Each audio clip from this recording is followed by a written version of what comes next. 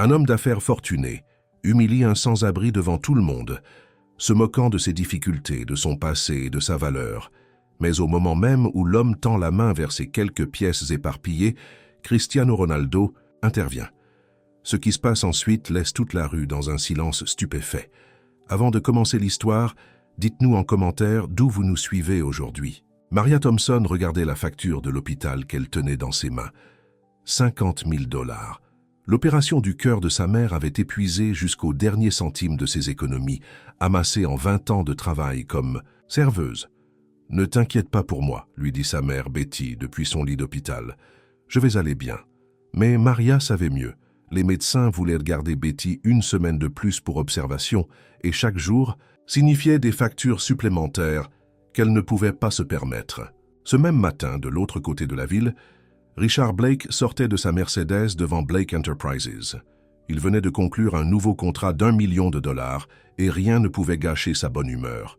Pas même le sans-abri, qui s'asseyait toujours devant son immeuble. « Toujours là, hein ?» Richard railla le vieux Joe qui vivait dans la rue depuis qu'il avait perdu son emploi il y a 2 ans. « Vous savez, les gens normaux travaillent pour gagner leur vie. » Joe gardait les yeux baissés, serrant son panneau en carton usé. Il avait autrefois été instituteur, avant les coupes budgétaires dans l'éducation. Maintenant, il essayait simplement de survivre un jour de plus.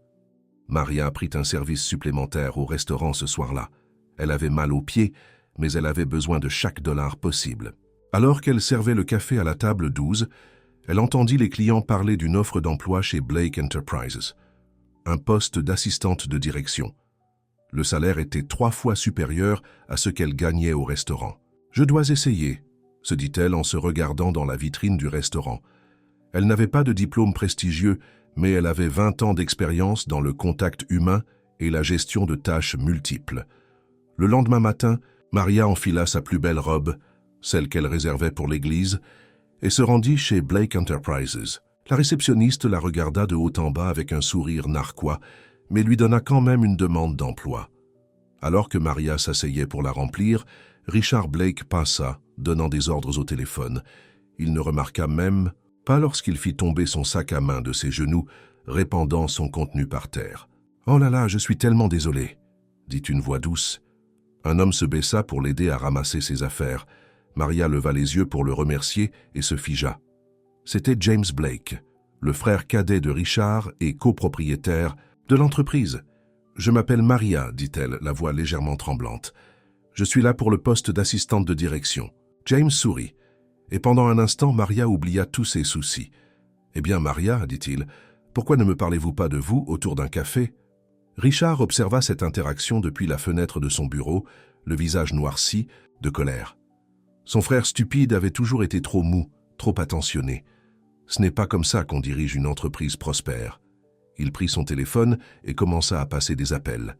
Cette Maria ne travaillerait jamais chez Blake Enterprises. Il s'en chargerait. Ce que Richard ignorait, c'est que ses actions de cette journée déclencheraient une série d'événements qui changeraient à jamais la vie de chacun.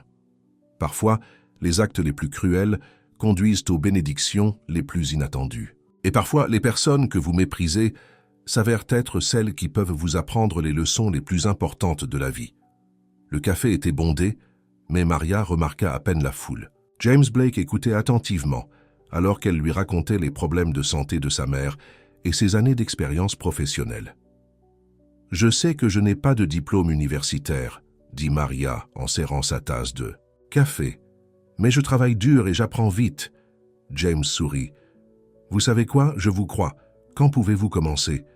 Maria n'en croyait pas ses oreilles. « Vraiment ? Vous voulez dire ça sérieusement ? Lundi matin, 9 heures précises. » De retour chez Blake Enterprises, Richard était furieux en apprenant la nouvelle. « Vous avez embauché cette serveuse ?» cria-t-il à son frère. « Essayez-vous de ruiner cette entreprise ? Donnez-lui sa chance, Richard, » dit James. « Calmement. Tout le monde n'a pas eu nos avantages dans la vie. » Richard quitta le bureau en tempête. Sur son chemin, il donna un coup de pied dans la tasse de pièces de monnaie du vieux Joe, les éparpillant sur le trottoir. « Trouvez-vous un travail ?» cria-t-il. James vit cela depuis la fenêtre. Il descendit et aida Joe à ramasser ses pièces. « Je suis désolé pour mon frère, » dit-il. « Et notre immeuble pourrait bien utiliser un agent de sécurité de jour. Intéressé ?» Les yeux de Joe se remplirent de larmes. « Mais je suis sans abri depuis… » « Tout le monde mérite une seconde chance, » dit James. Lundi matin, Maria commença son nouveau travail la semaine suivante. Elle travaillait 2 fois plus dur que quiconque, déterminée à faire ses preuves. Mais Richard la surveillait comme un faucon, attendant la moindre erreur. Un soir, Maria travaillait tard lorsqu'elle entendit Richard au téléphone. Il déversait ses produits chimiques toxiques sur l'ancien site de l'usine. C'est moins cher qu'une élimination appropriée. Personne ne le saura. Le cœur de Maria s'emballa. L'ancienne usine était juste à côté du quartier de sa mère. Les produits chimiques pourraient se déverser dans leur alimentation en eau. Elle prit son téléphone et enregistra la conversation de Richard en vidéo. Ses mains tremblaient, mais elle savait ce qu'elle devait faire. Le lendemain matin, elle se rendit directement au bureau de James. « Il y a quelque chose que vous devez voir, dit-elle. James regarda la vidéo, son visage devenant plus sombre à chaque seconde.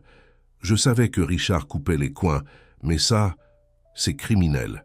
« Qu'allez-vous faire ?» demanda Maria. « Ce qui est juste, » répondit fermement James, « quoi qu'il en coûte. » Cet après-midi-là, James convoqua une réunion du conseil d'administration d'urgence.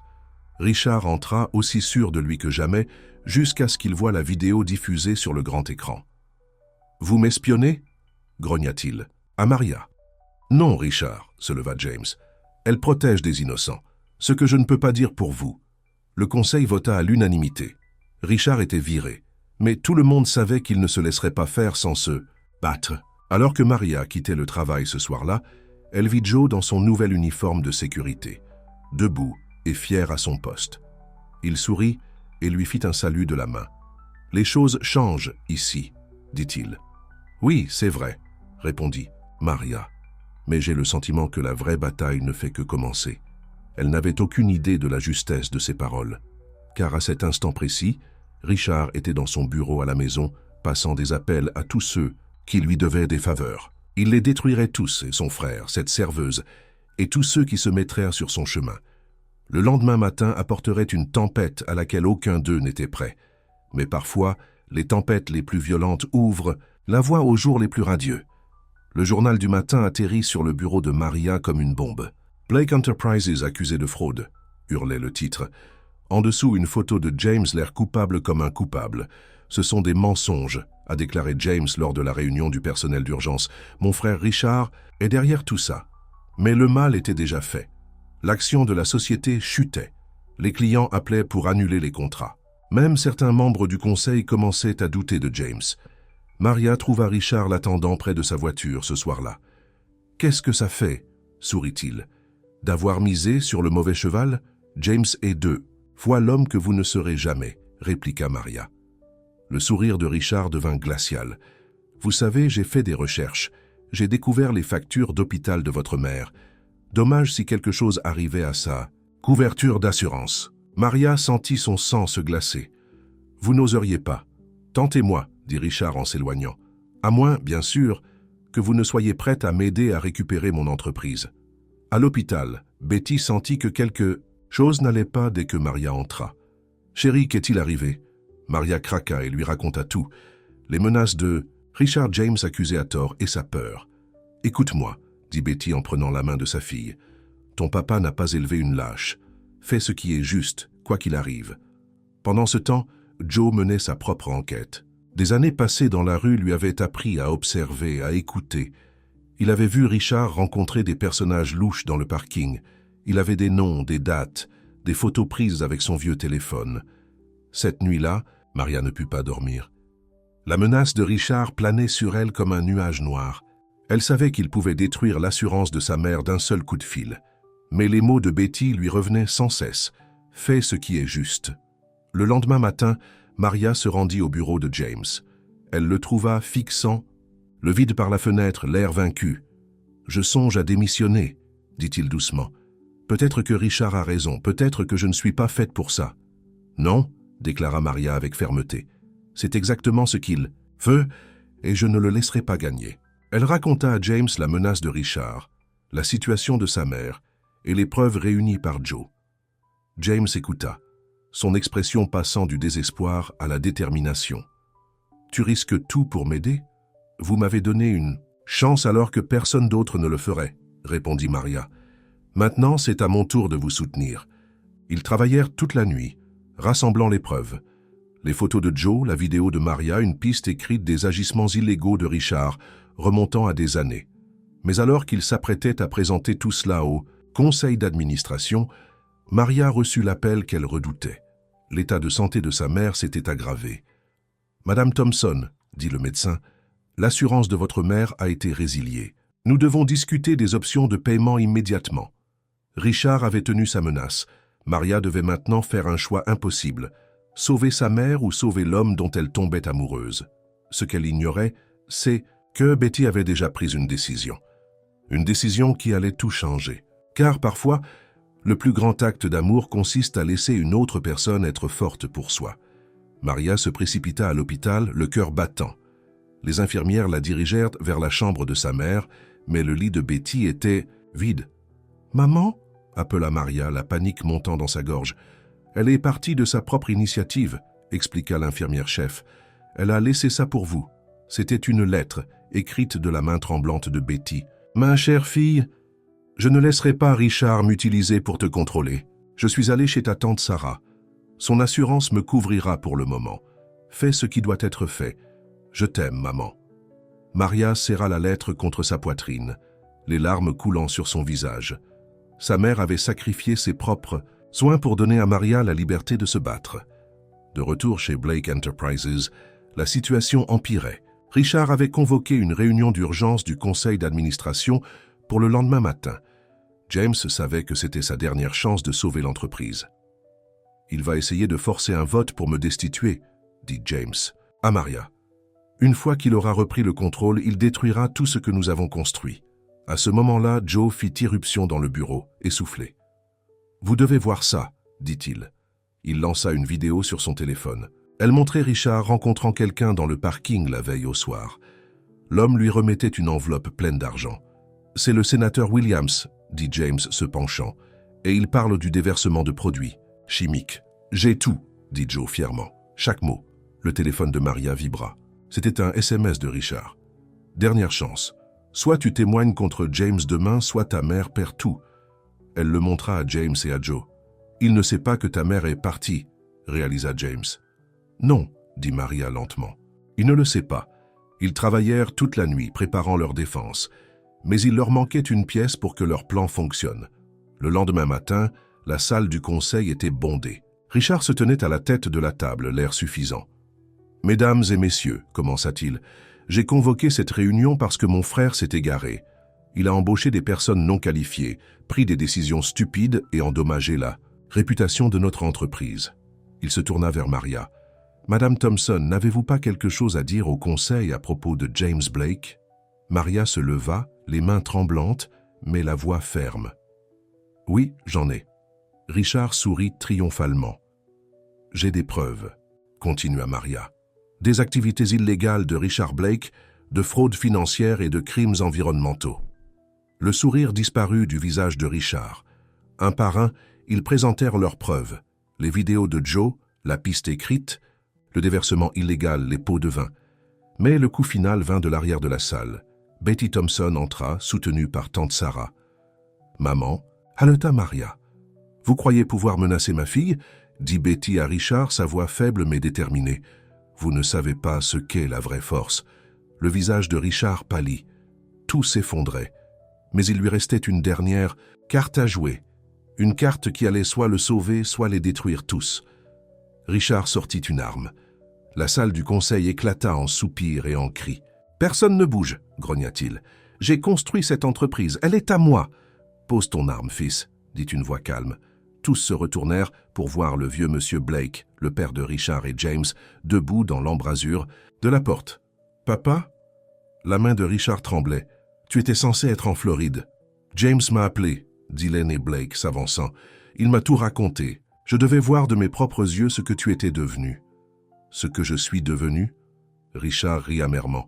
« Je suis devenu exactement ce que tu m'as appris à être.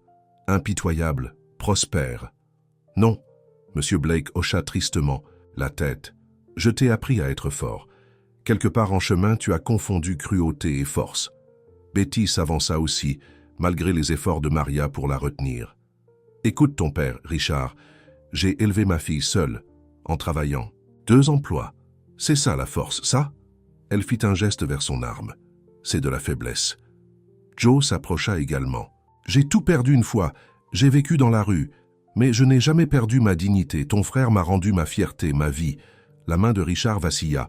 Il regarda autour de la pièce, la déception de son père, la tristesse de James, la peur et la pitié dans les yeux de tous. Lentement, il baissa l'arme. La police était déjà en route. Alors qu'ils emmenaient de Richard menotté, il regarda son frère. « Je suis désolé », chuchota-t-il. Dans la foulée, tout changea. Le conseil confirma à l'unanimité James comme PDG. La réputation de l'entreprise se redressa alors qu'elle dirigeait le nettoyage des sites contaminés. Les factures médicales de Betty, la nouvelle assurance de l'entreprise couvrait tout. Elle fit une guérison complète et commença même à faire du bénévolat à l'hôpital, aidant d'autres familles confrontées à des difficultés similaires. Joe fut promu chef de la sécurité. Il lança un programme d'embauche de vétérans sans-abri, leur donnant la même seconde chance qu'il avait reçue. Un soir, 6 mois plus tard, Maria travaillait tard dans son bureau. Maintenant, assistante exécutive principale, lorsque James frappa à sa porte. « Trop occupé pour dîner ?» demanda-t-il en souriant. « Jamais trop occupé pour toi », répondit-elle. En sortant, ils passèrent devant l'ancien bureau de Richard. Par la fenêtre, ils pouvaient voir M. Blake travailler au bureau. « Comment va ton père en tant que DAF temporaire ?» demanda Maria. « Il est heureux, dit James. Il dit que ça le rajeunit. Et il rend visite à Richard chaque semaine en prison. Les gens peuvent changer, dit Maria doucement. Ils le peuvent, acquiesça James. Parfois, ils ont juste besoin que quelqu'un croie en eux. Il prit sa main. Comme tu as cru en moi.